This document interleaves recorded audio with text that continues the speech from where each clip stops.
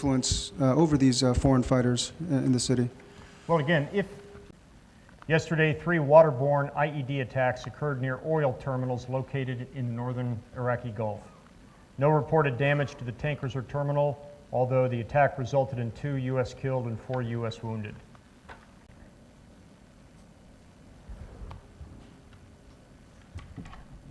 Well, I think it's very clear that as we get closer and closer to the handover of sovereignty, there are going to be many groups inside this country who are absolutely terrified by the notion of a free, democratic, and sovereign Iraq.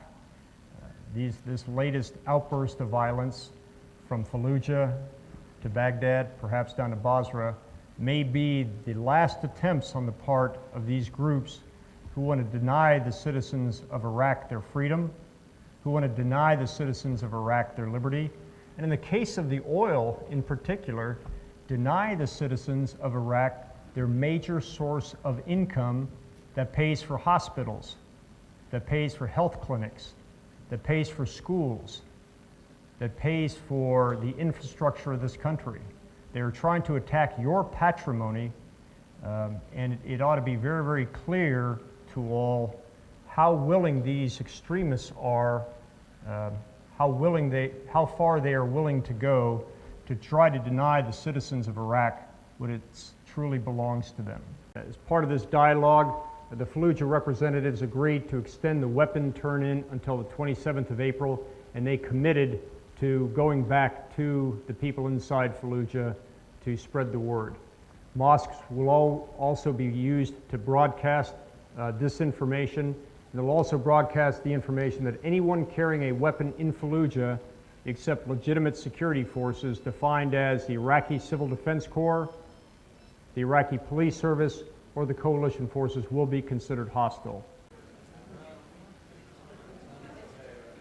We had an incident today where a unit from Baghdad ran into an improvised explosive device. It was down in the vicinity of the area of the Martyrs Monument.